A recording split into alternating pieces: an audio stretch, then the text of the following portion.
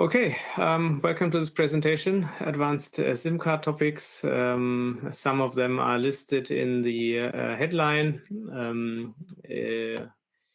The sort of topics that I'm going to talk about is administrative commands for SIM cards, the iSIM application, the 5G related dedicated file, this RRM applet and its use in Android carrier privileges, then a bit about GlobalPlatform and some updates on PySim Shell.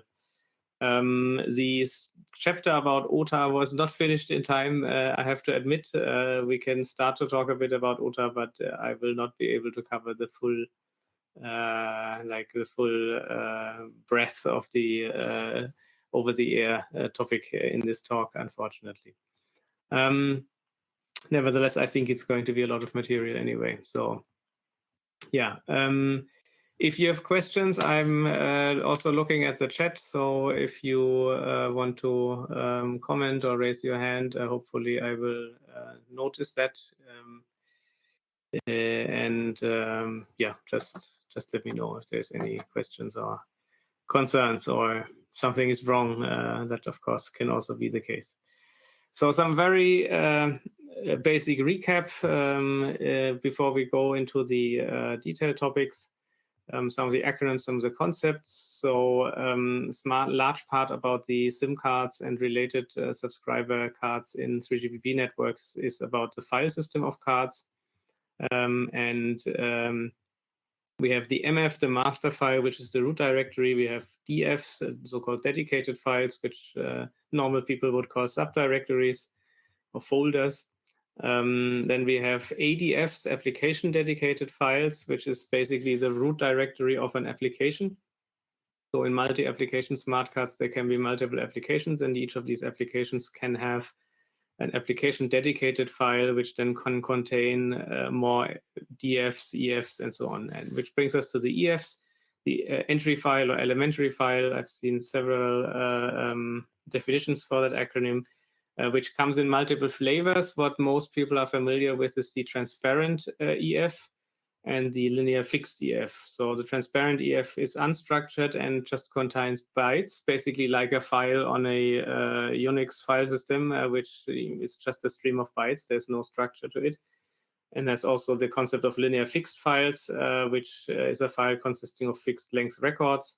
There's also the notion of cyclic files, and now also BRTLV files, which is something we will cover in more detail later in this presentation. So if we look at SIM cards, there are some bits that are specified by various standardization organizations. That should be ISO, not ISO there in the top line.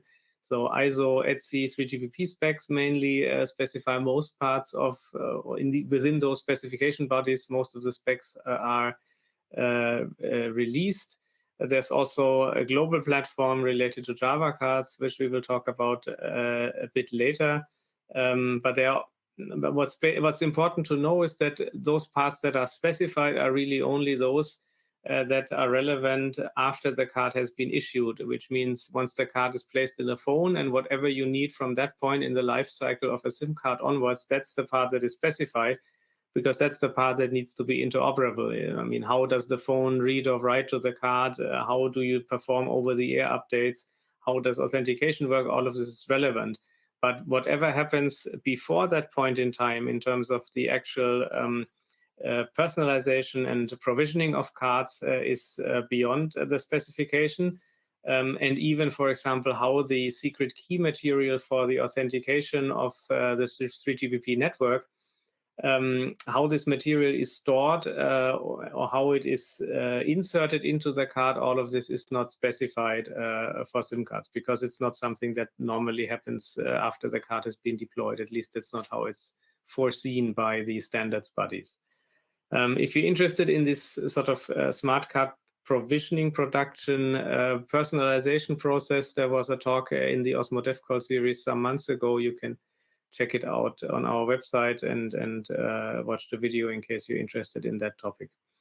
So all of the stuff that we are talking about today is part of the specified, standardized part of the SIM card universe. But things that go beyond the normal read file, read binary, update file, authenticate, and verify PIN commands that are like the most basic operation that happens all the time. So one of these topics is the topic of the so-called administrative commands from ETC/TS 102.222, which are different from the normal commands in that they are meant for the operator and card issuer. The normal commands that we see, like selecting a file, reading a file, updating a file, verifying a PIN, authentication, and so on, these are all things that the normal user, or let's say the phone of the user or the modem of the user, performs towards the smart card. And then there are additional administrative commands which are intended for use by the operator or the card issuer, how it is called sometimes in the specs. Those administrative commands typically only work after you have authenticated yourself against the card in some special way, so that the card knows you are basically the card issuer and you are privileged to perform these kind of commands. So what kind of commands do we have? In these administrative commands, there first and foremost, there is of course create file, and create file is sort of also how in many smart card operating systems, at least, files are created when you create a smart card profile. So you create the MF, you create all the DFs, you create the EFs, you create the ADFs, and so on, all of those files. But at least in some cards, depending on the operating system support and depending on how the card is, the card profile looks like, it is possible to also create files at a later point in the life cycle, meaning that, for example, whenever 3GPP updates the specifications and introduces new files, such as the files for 5G that we are also going to talk about in a couple of slides, that once such new files are specified, an operator could remotely create such new files on the card, even over the air, while the card is out there in the field, and thereby sort of adding a new functionality to the card that hasn't been there initially. There's a question about the terminate and delete, and I will get to that quickly.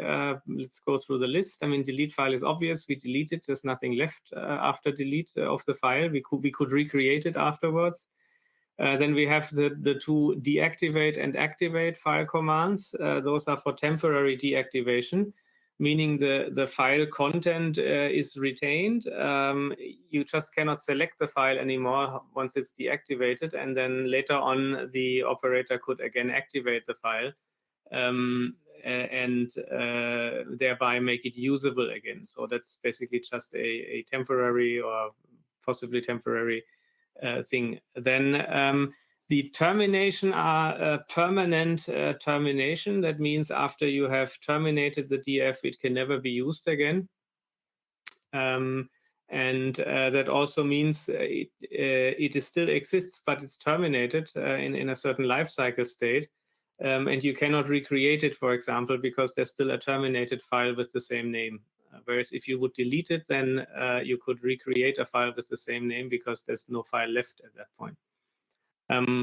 Once again, keep in mind all of these commands, like the support for these commands is entirely optional, so it's highly dependent on your card operating system whether those commands are supported or not. In the Sysmo iSIM SJA2, all of those commands are supported, but not in all the profiles that we ship. They are permitted in all the different directories or applications, but the operating system is capable of those. Last but not least, there is terminate card usage, which permanently bricks the card. So don't do that unless you know what you're doing. Otherwise, you have produced a piece of electronic waste that you can dispose afterwards. Yeah, and as Prom points out, this is meant for life cycles management, which is something that comes from the smart card industry. Everything is about life cycles, life cycle of the card, life cycle of applications, life cycle of files. And once something is terminated, it is you cannot use it anymore in any way. Yeah, so these administrative commands, we get to PySim and I'll show a bit, but that's something also that was added to PySim shell a couple of months ago. So we have full support for those commands, so we can now deactivate, activate, create, delete files, depending on the permissions of course, that the card allows us to do as the operator. Okay. Sort of next topic in the list of topics I'd like to talk about is the iSIM application. So if we look a bit at the history, we have the initial 2G SIM cards, the first specified within, well, first CEPT and then ETSI, had two directories, two dedicated files, DF-GSM and DF-Telecom, where GSM contained the GSM-specific parameters like the IMSI, for example, and DF-Telecom contained the more general telecom-related parts, such as the phone book of the subscriber in those days where it was relevant to store this on the SIM card. Later on, before 3G networks were specified, ETSI specified the UICC, the Universal Integrated Chip Card, I guess it is, which is specified as an application-independent card, and the UICC has since been used in many different applications. One of them, or the primary one, probably was the USIM, the UMTS SIM application, which was specified in the context of the 3G network, UMTS network specification. When 4G came around, LTE, they reused the same USIM. So there was no new application specified for the use with 4G networks. They just added a couple of optional new files in the USIM related to evolved packet core usage. And then there was, when IMS, specifically in the context of VoLTE and voice over Wi-Fi was specified, an iSIM application has been specified. So for IMS, there's an optional additional application that can be present on the UICC in parallel to the USIM application and in parallel to other applications and also in parallel to the old GSM and so on functionalities on the card. This is entirely optional. You can use, and I would expect, I mean, I don't really have that overview worldwide in the industry, but my feeling is that 90% or more networks that have IMS don't use iSIMs. So it's actually the more standard case is that there's no iSIM on the on the SIM card, no iSIM application, but still IMS networks are used. So there is no need for it because there's some fallback mechanisms specified how the relevant identities and addresses can be derived from the IMSI and from other properties which old USIM cards without an iSIM application contain. It's just that, like, if you want to deviate from those fallback and auto-generated identities, then you would need an iSIM to specify that. Or if you need some additional configuration that is not compatible with the fallback mechanisms, then you need the iSIM application to specify that. There are a couple of files which can be present either in the USIM application or in the iSIM application. That's quite strange. I don't know why exactly they did it that way, if it's just a historical artifact or if it's if there were so many users who wanted to stay with the USIM but still have some IMS-related bits configured without having an iSIM application deployed, I don't know. But there's a couple of files, they're listed here, those 5 files. They can exist either in the USIM or in the iSIM. And if you have an iSIM on the card, they must not exist in the USIM. The specifications are rather clear on that. So I'm just mentioning this so people don't make that kind of mistake. So either you have an iSIM application and then those files may exist in the iSIM, but not in the USIM, or you don't have an iSIM application and then they may exist in the USIM. Another topic related to iSIM application is the authentication context or security context.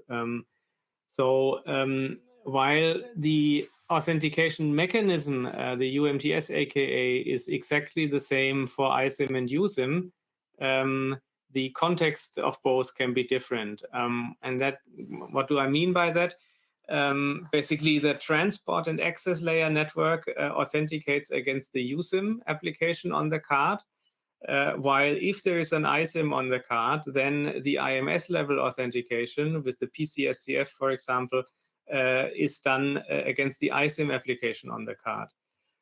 So at least in theory, and you can do that also with the Sysmo ISIM cards, you can actually have even different key material and different algorithms configured for those two cases.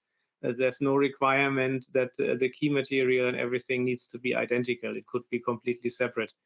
It's just if you don't have an ISIM, then of course there's the fallback, and the USIM key material and so on is used, and you don't have this choice anymore to have different algorithms or different key material for those two planes that are layered on top of each other.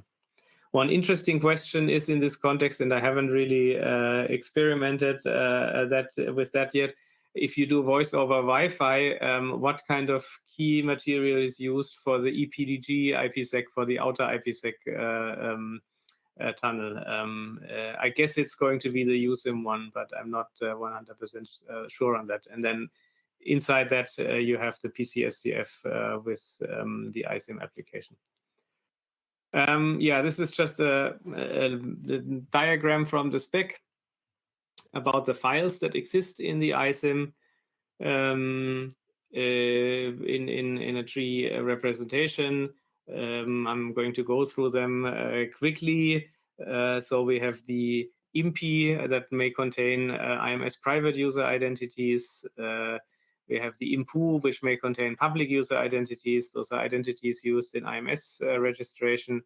A domain name, likewise, also relevant for IMS registration. EFAD, actually, I don't know what exactly it contains in the ISIM. In the USIM, I would know it. Access rule reference is, as usual, defines the basically the permissions and access control lists for the files. The ISIM service table is like the USIM service table in the USIM, so it's a long bit mask of bits defining which optional features this card implements or doesn't implement. And then we have the PCSCF address and generic bootstrapping architecture parameters. The NAF key center address. Does anyone know what that is about? I didn't know until today when I read this in the context of this presentation. It's XCAP, isn't it? Not that I'm my understanding, and it was just very quickly reading, is this is really about a optional new mechanism that I never saw, how the communication between the SIM and the phone could be encrypted, so that SIM trace, for example, wouldn't show you anything anymore. But yeah, there is a spec about that. Yeah, that was my, as I said, I haven't really seen this in practice, and I haven't investigated it further. Yeah, so then we have SMS-related files optionally. I don't think many will put them there in the IMS application, because most cards will have a legacy USIM anyway, and then you have those files there. Couple of other configurations, XCAP config data, that is basically supplementary services for IMS configuration, and even a WebRTC URI that you can put there. I don't know how this is used, and some multiple user identity. I also don't know what about this. This is release 16 stuff. I don't know exactly what this is for, this MUD-MID config data. If anyone knows, I would be happy to be enlightened about that. It's for Apple Watches. Okay, well, something I know, another topic I know nothing about. Okay. Good. So for the recording, the comment was it's the MUD-MID is for Apple Watches, etc., and it's about getting calls on a second device. Yeah, these new files, particularly the last ones here in the list, they bring us to a topic that I already briefly mentioned. That's called the BR-TLV or BER-TLV files, which is a new type, a new structure of files on the cards, which is different from the traditional transparent, linear, fixed, or cyclic files. How is it different? Well, it stores data in BER-TLV format, and what a surprise if it's called that way. So basic encoding rules in tag length value, basic encoding rules data. Everyone working in smart cards will have seen this before. But why a different file type? I mean, you can just put the TLV, BER encoded TLV objects in a normal transparent file or even in a linear fixed file. There's nothing that prevents you from doing that. And in fact, I think even some files do that for decades. Well, the difference is that in a BR in a file that is of BER-TLV structure, you can selectively read, write, update basically the object for a single tag as a APDU level operation. So you can say, I want to get the tag 0x74 and or rather I want the object represented by that tag, and then the smart card itself will basically look for this tag in the TLV encoded file and will only return this specific tag. One of the advantages compared to putting this in a transparent file is that you don't need to bother with padding, because the on-card file system is aware of the TLV structure and knows how long the record, the TLV object is. So you don't need to do all this FF padding or strip the FF padding like it was with transparent files when storing such data in them. These files are, for those who are using the Sysmo iSIM cards, are supported from Sysmo iSIM SJA2 version 2 onwards. We don't really publicly mention version 2 anywhere. It means the IMSI ends in something that's bigger than 50,000 at the end. So that is when we introduce this support. There's a number of BER-TLV files in later 3GPP specs that may exist. I mean, they're all not mandatory, of course. It's a lot of stuff that I think nobody uses, like these graphics files or multimedia messages. I'd never heard before, well, outside of the specs, that anyone stores MMS messages on SIM cards.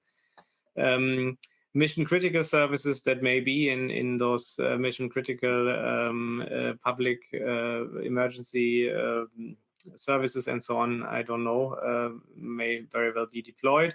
V2X is a vehicle to something, so automotive use of 4G, 5G configuration. And then we have the IMS and the MATMIT config data, which are BER-TLV files. I was really surprised to see that they add like rather new, I think it was what, release 14 or something. I wouldn't put my I wouldn't bet on that, but it was rather late in the standardization process, that rather recent, that they introduced these BER-TLV files. I was rather surprised, because I cannot really think of any other reason other than the smart card vendors want to sell more new smart cards or new operating systems for which they can charge more compared to the older ones. So, of course, if you have a smart card in the field for 10 years, and it's produced long before these BER-TLV structure files are, no over-the-air mechanism is going to help you add this new file type to your operating system. So you actually need, in most situations, you need a new card at this point if you want to use one of those files.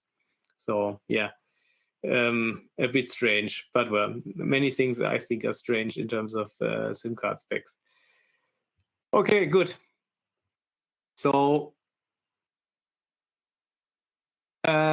yes, BER-TLV as such, Prom notes that it has been around in ISO 7816 for quite some time. Are you referring specifically to BER-TLV structured files, or just to the BER-TLV? Of course, in the SIM cards everywhere you have BER-TLV, like your file control parameters are BER-TLV encoded, and many of the even transparent files are specified to do that. But having this file type with the structure of BER-TLV, that in 3GPP context is rather recent, introducing that. Okay, good. Then I probably forgot about it, or the ISO 7816 I remember reading 20 years ago, so was too old to have this in there. So the 5G dedicated file is the next topic. So for 5G, unlike for IMS, 3GPP did not specify a new card application, so there's no 5G ADF, no application dedicated file, no related application. The same USIM is used as for 4G and previously for 3G. There's some new optional additional files in a new dedicated file underneath ADF USIM. So we have ADF USIM, and below that we have DF5GS. And then we have various files. And of course, all of those files have new services in the USIM service table that indicate whether or not those files are present.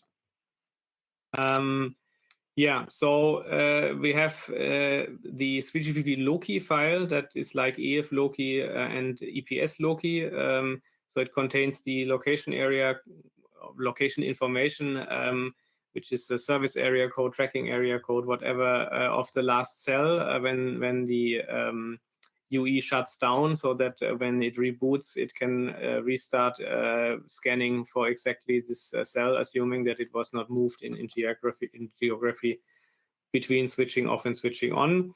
We have the NAS security context authentication keys. Again, the 5G auth keys file is like ef.keys in 3G, or even the same ef keys for 2G before. So the current session keys that are stored on the SIM card, so that after reboot of the phone, or even switching it off for some time, switching it on later, we still have the keys that were last generated during authentication mechanism. The SUCI computation in the mobile equipment, we will get to that in a separate slide. Operator list, of course, we have operator lists for all the other technologies. So now we can have an operator list for 5G. We can have SUPI as network access identifier in cases where there is no IMSI. So in 5G networks, there's no longer a requirement to have an IMSI as a unique identifier. I mean, but other identifiers and those other form of identifier can be stored in this EF SUPI NAI. Yeah, some other additional configuration options there in other files. This is again the tree representation of that. Sorry for this thumbnails in there, that was unintentional when taking the screenshot. So just a few files, very few compared to all the hundreds of existing files for older technologies. And one topic that relates to SIM cards in 5G is the topic of calculating the SUCI. So the SUCI is the subscriber concealed identifier, unlike the SUPI, the subscriber permanent identifier. And the SUCI is a concealed version of this permanent identifier. So the SUPI, in legacy cases, the IMSI is a unique identifier for the subscriber. And of course, for privacy reasons, this is always bad if you have a unique identifier being transmitted over the radio network in terms of tracking people and location privacy and so on. And if the SUCI mechanism is being used, then the IMSI or the SUPI is not transmitted in clear text anymore over the radio interface. And the question now is, how is this concealment computational operation, where is it happening? And there's two scenarios or two options. One is that the SUCI is computed on the phone, on the mobile equipment, using key material that it has obtained from the SIM card by reading it from the SIM. Or the other option, the more secure one, of course, is the SUCI computation on the SIM card itself, meaning that there's like in the, let's say in the UMTS AKA, for example, there's secret key material stored on the SIM card, and it's not visible to the file system. It's not readable to an outside entity of the card. But the SIM card computes basically using the SUPI and this key material. It computes the concealed identifier and passes it to the mobile equipment, to the phone, to use over the network. In terms of like normal SIM cards that I can buy from operators, and also in terms of SIM card OSs that I'm aware of, the vast majority doesn't support the computation on SIM card. I've only seen it in the EU ICC universe in terms of eSIM profiles, but not in like classic SIM cards. Haven't seen it there yet, but of course it will happen eventually, I'm quite sure. It's just a matter of until everybody updates to later card OS versions and so on. And now, in terms of the card, in the USIM service table, which we don't see here since it's the USIM service table and there's no 5G specific service table, you configure whether which of those two, well, if the SUCI is used at all, and if then which of those two methods are being used. And if it's the computation on the phone, then you have the SUCI calc info file, which basically contains the relevant information so that the UE can perform the calculation. Okay, that's it for the 5G card related, SIM card related topics. Any questions on that particular topic before we move to the next? Didn't see any so far. Okay. Yeah, so Merlin has just shared a tutorial for writing the SUCI calc info to the card. That's appreciated. Could of course also merge that in the PySim Shell user manual if you did it with PySim Shell. If you wanted to integrate it there, of course, I think many people would. I would expect it's more likely that people would find it there in the context of PySim at least, which of course is not the only way of doing things.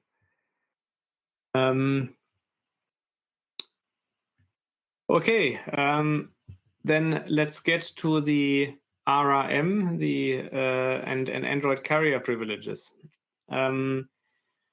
So as the name implies, this is an Android-specific topic. It doesn't have any implications on non-Android devices, but on Android, it's possible using the system to give certain applications more access to more APIs on the Android operating system. So we're not talking about card applications here, but about Android apps. And the amount of APIs an Android app gets access to can be increased by this mechanism.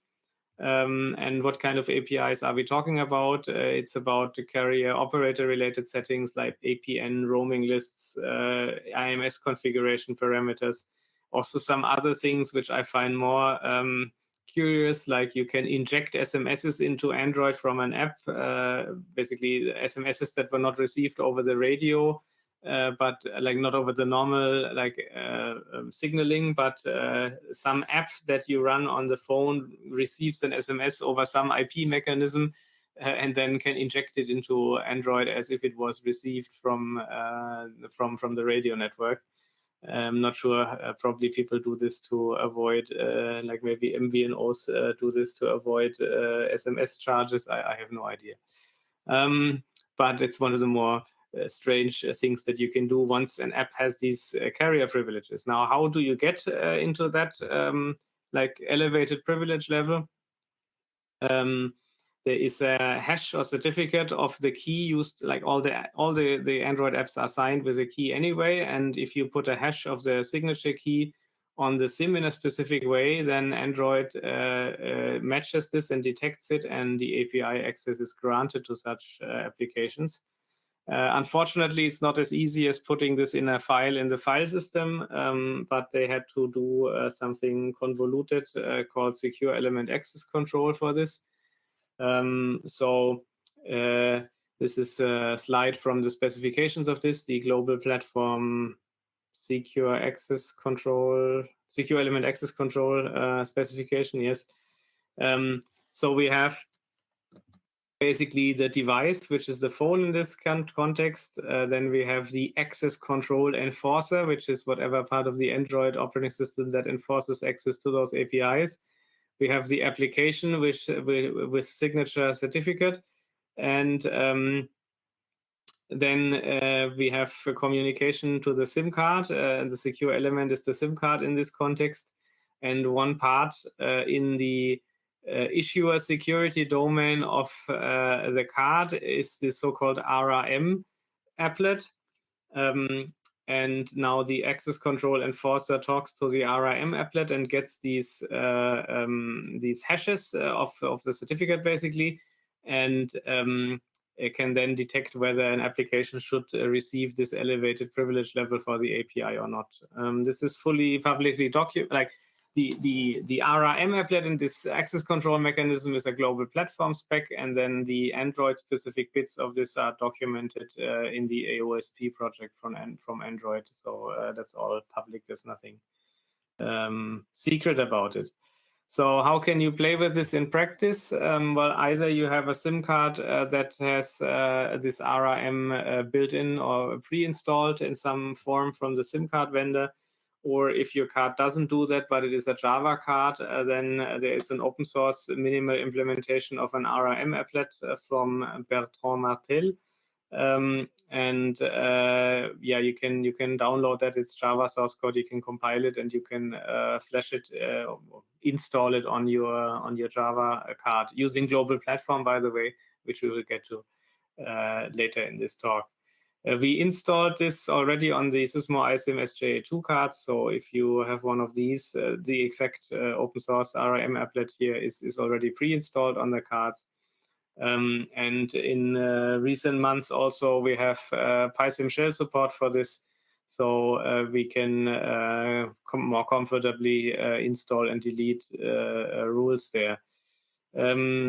Supreet Harley has written a lot of information about this topic in his COIMS wiki, so you can read more about this mechanism there. Yeah.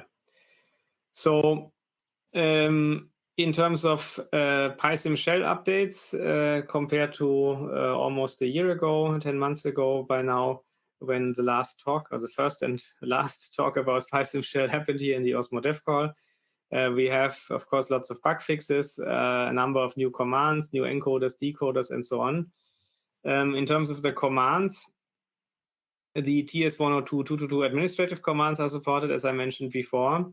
There is a new UST service check command. It's basically, I always think of it sort of an FSCK, a file system check for the SIM card. It tests for consistency whether the services enabled in the service table correspond to the files that are available and selectable on the card, because there's usually some relationship, unfortunately not always one-to-one, but sometimes N-to-M relationships, whether this service is enabled and this and that and this other file should exist, or vice versa. This can be tested. I can demo this quickly after we go through the slides. We have the APDU command, which allows you to enter or to execute arbitrary APDUs as hex string from PySim shell. Well, of course, you can do that with PyScriptor or with Cyberflex shell or any other tool. But the advantages from doing this inside PySim shell is that you can use all the other commands for navigation in the file system, for example, the high-level commands, and verifying the ADM pin, which you've already stored in your CSV file, so you don't need to manually enter it, all this comfortable bits. And then you can enter a raw APDU just to do something that is not possible with PySim shell yet at the given location. The export, which exports all the files of the card, has a --JSON option, so it doesn't only export in the binary hex dump, but also in the decoded JSON format. That's of course not. That's more for reading the export for human interpretation or maybe programmatic access to the card content in decoded form. But the normal classic export is for backup and restore of SIM cards. And there, of course, it's good to store the raw hex data because then you know for sure that it will be restored exactly the same way, and you don't have any encoders and decoders in there. Yeah, TLV definitions, encoders, decoders, BRTLV file support, RRM applet support, and in general support for non-Sysmocom cards was added and improved. So of course not as tested, but yeah. I'm working right now on some basic global platform stuff, which we will get to in a second, but I think I quickly show what can be done with PySim shell these days. So, well, let's increase the font size a bit, probably even. Yeah. Does that work? Or is it too small for the screen share?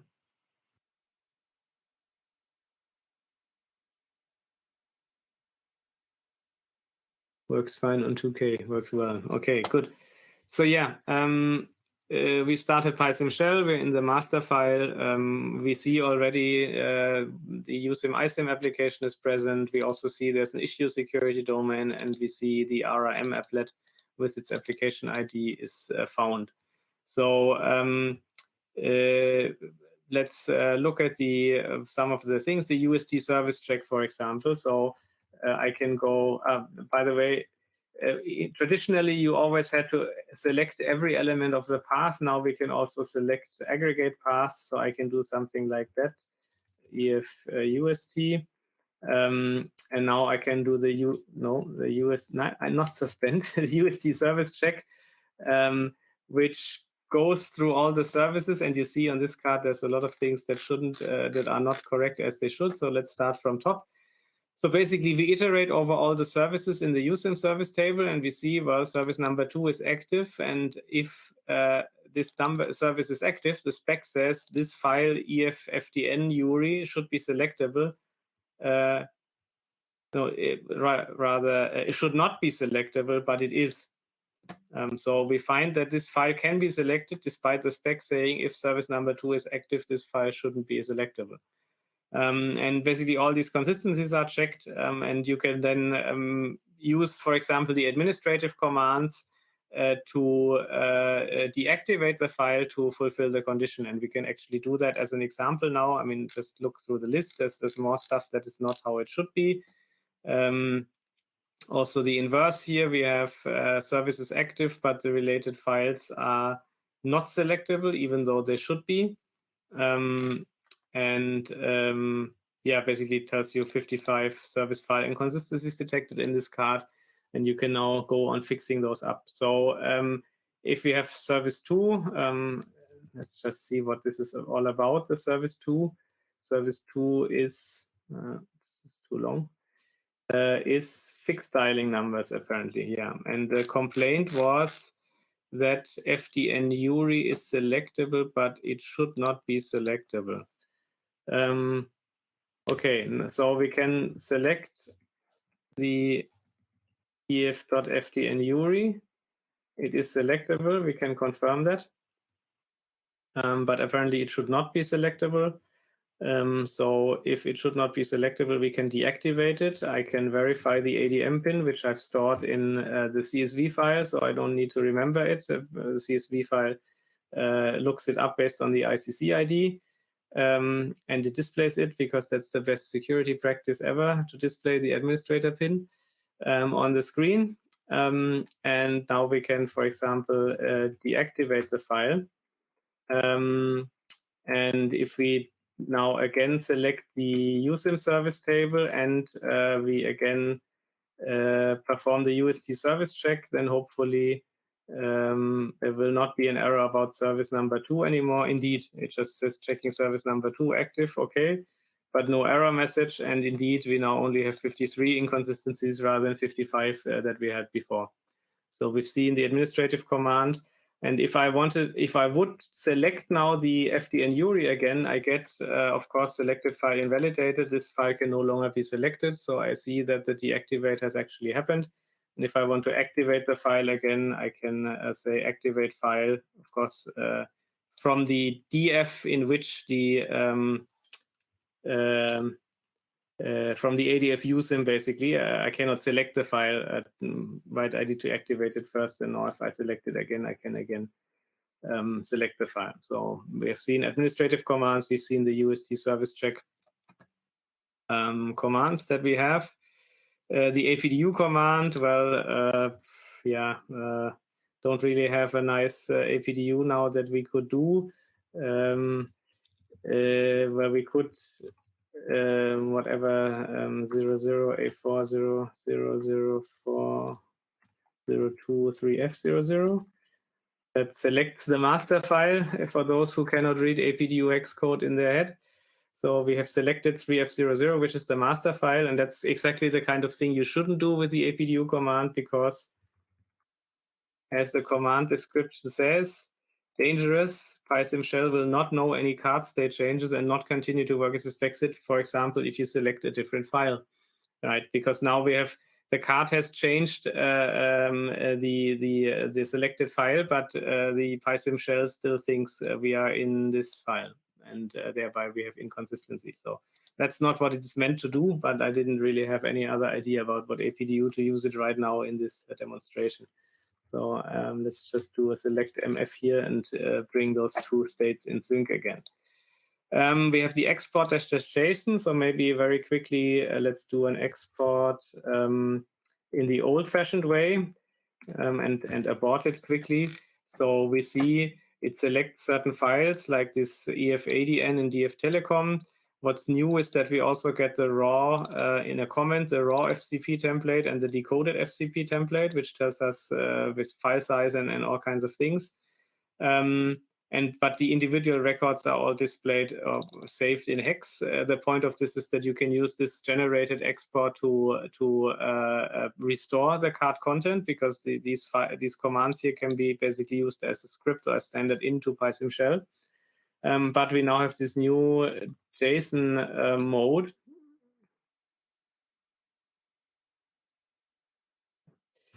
Where we can see now lots of JSON that gets dumped here. Basically, all the individual records that we are reading are now decoded by the decoders we have for those files, and we get a decoded representation of those files in the export, which is nice if you basically just want to get a full, like, readable dump of the card in a text file. You can redirect that. And well, yeah. It takes some time, of course, if you let it continue all the way to the end. But then you have basically something you can grab through and search and so on. Okay, then we have more encoders, decoders. That's difficult to show exactly which were added, and it's too detailed. The BRTLV file support has been added, so we can do select ADF ISIM, for example, select EF IMS config data. It's invalidated. Activate file. So this is a BRTLV file, which we, actually not on this card. This is a broken card. So as you can see here, the structure of this file is transparent, but it should be a BRTLV file. So this is a card that does not support BRTLV files. Bad preparation. I should have had a card ready. Yeah. In any case, if we look at help, we will see there's the BRTLV related commands. So we have delete data, retrieve tags, and Z data. And those are the commands that we could now use if it actually was a correct card with BRTLV structured files in this case. So RRM support, select adf.rrm. Now we're in the RRM application dedicated file. It has been selected. And if I again type help here, we see application specific commands. And for example, we can do rm get all, and we get a JSON decoded representation of the access rule reference data object stored in this ARA applet for And actually that part I think is the must be the certificate hash for the application that should then get permissions on Android in this example. And you can use the other commands, of course, to store rules, to delete rules, and all of that. It's documented in the manual, the details, and support for generic cards, of course, yes, and something that I'm working on maybe very quickly before we go into the global platform discussion. So sometimes you have a hex string that you want to decode, which is not from a card. Like you have some kind of protocol trace or something, and you know this is a record of a file on the card, a certain file on the card, and it would be nice to use all the decoders that we now have in PySim shell on this hex string. Let me just very quickly get such a hex string that is not from this card. Also, if, for example, you work with eSIM profiles and you have these ASN1 text, ASN1 value notation files for an eSIM profile, likewise there, you may have a hex string that represents some record or some file, and you would like to run it through the PySim decoder. Just give me a second.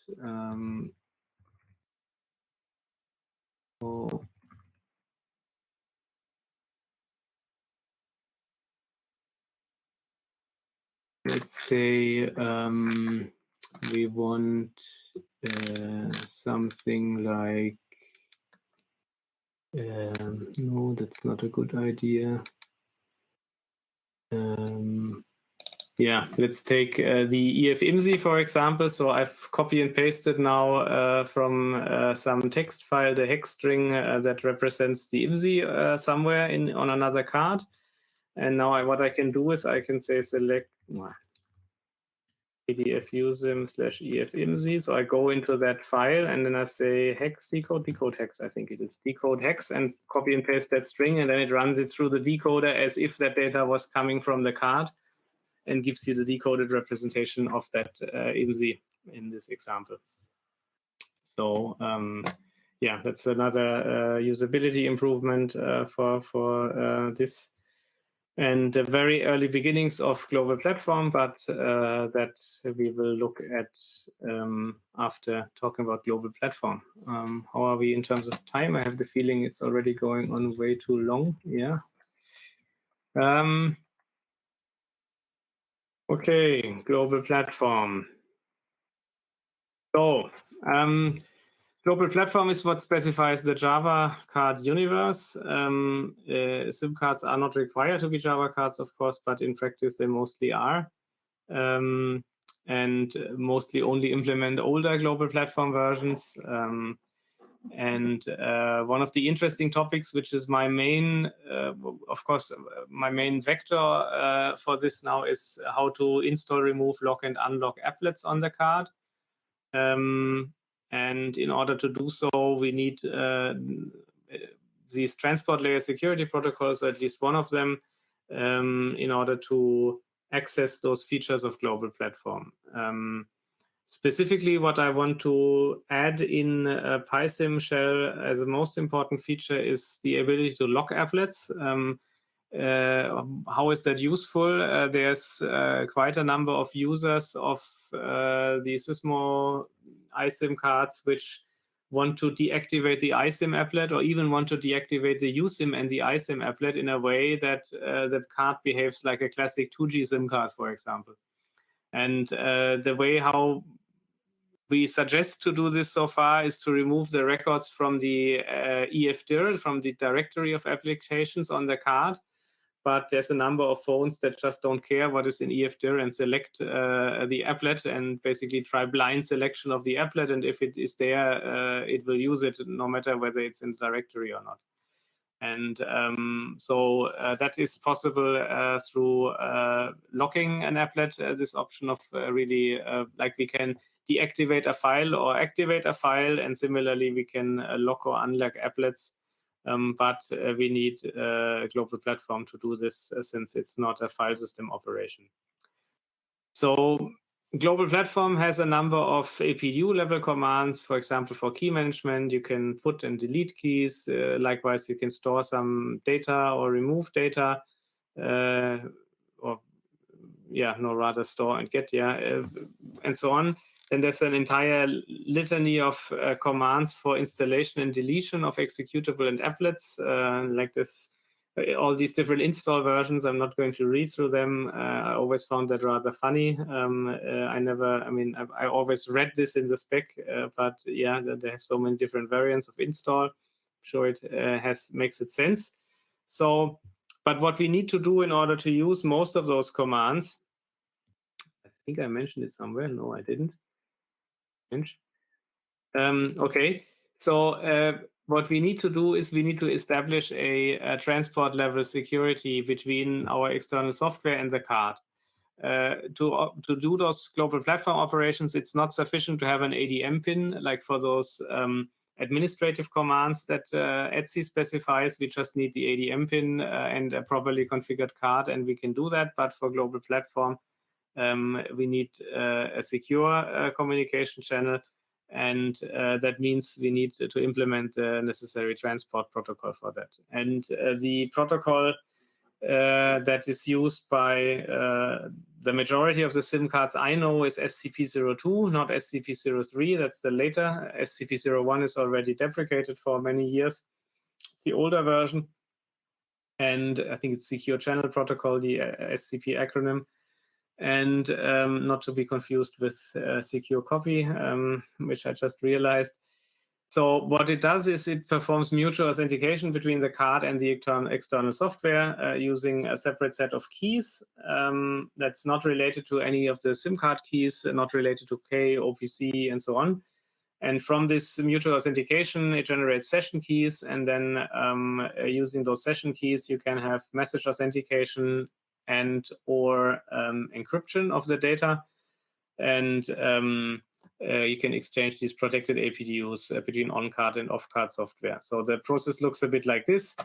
So the off-card entity, which is our software, in this case on the PC or on a phone, which hypothetically might use that, but I don't think there's phones really doing global platform SCP02 to cards. That would mean that the phone itself would have the key material to access that. So there's an initialize update command. I don't know why they have such a strange name for establishing a secure channel.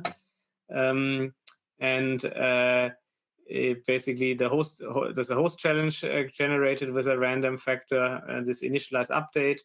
Then the security domain on the card itself will basically generate session keys and a card challenge using a random factor, and respond with that in the initialize update response.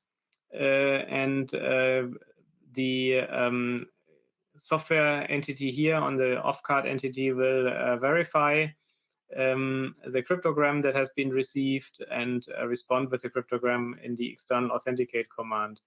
And once this process has successfully completed, we have session keys and mutual authentication and can exchange secure messages between both sides. So yeah, these are the commands related to SCP02. We have initialize, update, external authenticate. Those two we will discuss shortly later. Once we have the keys, there is the CMAC, the command message authentication code, which basically you have the APDU in plain text that you want to send, class, instruction, P1, P2, length of command, and optional data here. And to this data field, you add padding, the padding up to whatever size that your Mac will generate here at the end, your CMAC algorithm. You increase the length of the command by the size of the padding here. Also, you set some secure messaging bit in the class byte in the front of the APDU. By the way, this shows the so-called modified APDU CMAC. There's two flavors, and the card will tell you which of the flavors it supports. In my case, I'm working with cards that use the modified APDU scheme, which means you change the LC and set the secure messaging bit before you compute the MAC. Whereas in the other scheme, you first compute the MAC and then you change those bits afterwards. So you have the padding, then you generate the MAC. ICV, I think, is also a result of the mutual authentication, the session keys, and then you copy basically those fields and append the MAC, and then you have your authenticated APDU that you can send to the card. Likewise, there's optional response MAC that you can enable, which means that the responses from the card to the software, off-card software, will have a message authentication code. And let's not look at all the details here. And then last but not least, you can also enable data field encryption, which means that after you computed the MAC, you basically remove the MAC again. Then you add some padding to the data, you encrypt the data, and then you append the MAC again. So the authentication code is done only on the plain text like you want it, and you have the encryption that doesn't already include the MAC field.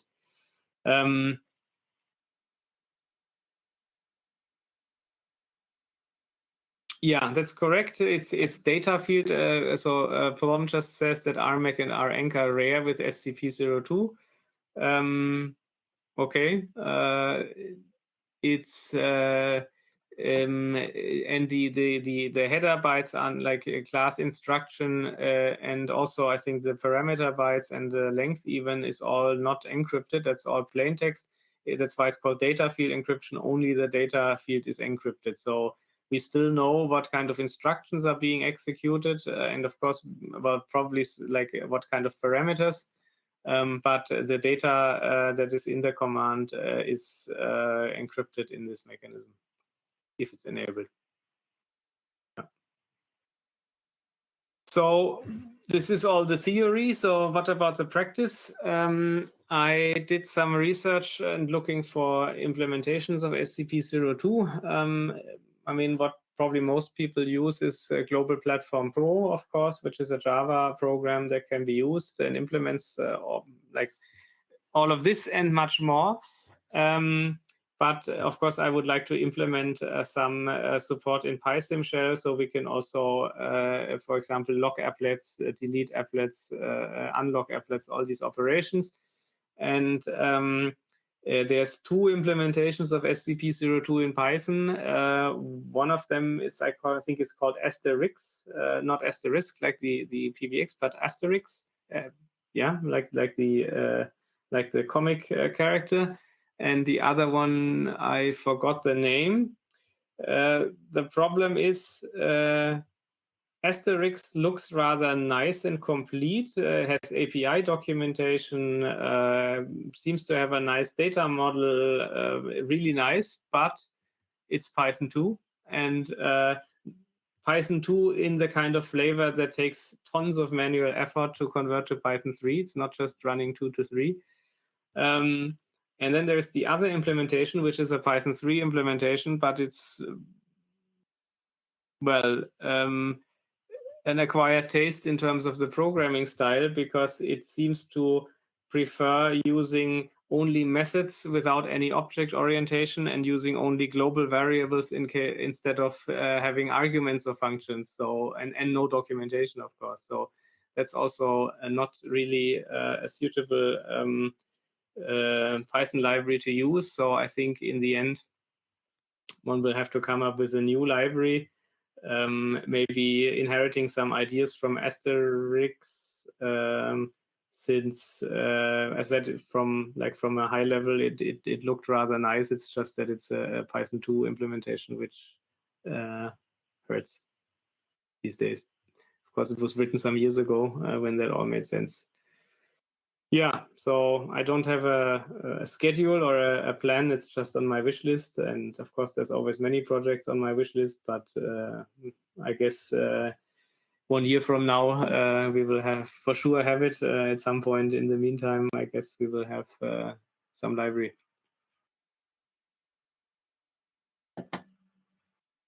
Yeah. Last but not least, one slide about over the air. And since we're already running way beyond the schedule, Maybe we will have a separate talk about that at some point in the future. So over the air is a mechanism how some software element in an operator core network or behind an operator core network can talk to a SIM card in the field. It traverses the entire 3GPP core and radio access network, hence the name over the air. So in this system overview from the relevant ETSI spec actually, is that we have some kind of sending application and a receiving application. So one could be in an UICC and one could be off site. So in this case, let's say the UICC is on this side. So the receiving entity is your phone and you have an application on the SIM card. And you have a transport mechanism in between, and a transport mechanism could be SMS point-to-point or SMS cell broadcast or a USSD or a TCP-based mechanism. So there's a variety of different transport mechanisms how a secure tunnel can be established between something on the operator backend and the SIM card, and then applications on the SIM card can exchange these OTA APDUs to perform basically anything that the card wants. But the most common operations that we have implemented on cards is the remote application management called RAM and remote file management called RFM. And using remote file management, you can update files, create files, deactivate files, all the stuff that you would do with an ADM pin in front of the card if you have it on your desk. And with remote application management, you can basically do what you can also do with GlobalPlatform in terms of like installing applets and things like that. And with that, I finally stopped my lengthy monologue. Sorry for taking so long, probably a couple of too many topics squeezed in one talk, and I will shut up now. Yes, I think it's good to hear an in-depth treatment of this. I mean, all of this global platform and smart card stuff can be a bit confusing. It shares the property with the telephony standards. All of these standards are layered. A lot of them are kind of grab bags of features. Like, for example, ISO 7816 has a lot of options, like BERTLV, for example, that many smart card standards don't use at all. And some of them have only found use over time, like, for example, BERTLV in ISIM. Also, these standards often have a lot of concepts that are meant only for specific use, so you kind of have to know which parts of the standards to ignore in a specific use case if you want to be somewhat pragmatic about it. I've mentioned in the chat that my project has an implementation of a global platform host site in Java that, of course, includes the SCPs. I have relatively complete implementations of them that have tests against some vectors and so on. I currently don't have a project to drive me porting this to Python, but I did want to do this because it's easier to tool with, easier to get to people with, quite honestly, who likes Java after all. But I'll be glad to discuss options for moving on here. And if anyone has questions about Global Platform, I think I should be able to answer most of them. Yeah, thanks for that. Let's see if somebody has questions. There's plenty of people who like Java. I mean, maybe not you and me, but undoubtedly there's plenty of people who like it. So, I mean, in my project, I do have very idiomatic Java implementations of all of this. None of this is really pretty, but I mean, it works if you're consistent with it. My reason for going Java was that I was doing things mostly around development tooling. And for that, it was easier to do this in Java because it's the best and easiest way to integrate with all of the Java side tooling. Yeah, I mean, Java is extremely strong in the smart card context, undoubtedly. So it's an obvious choice in terms of the existing universe, let's say. One nice bit about Python, I'm not sure, I mean, Thom probably knows, but I'm not sure how many others. The PyScart framework has a very nice, I think they call it Smart Card Connection Decorator class, which allows you to basically have a shim layer that does the encryption and decryption. So all your higher level code that, for example, selects a file or reads a binary or does whatever, you can basically just plug this, you implement a derived class of this smart card decorator that implements your encryption, decryption, MAC, whatever. And then you can use the same code that you had before, basically on top of that. Yes, that sounds very nice, because wrapping these protocols, it's all quite a mess internally. I've found it well, at least. I mean, I had to think about it for a while when I implemented this, and how to do this in a secure way, kind of isolating the right aspects. The standards don't really point out how to do that. You have to figure all of that out on your own.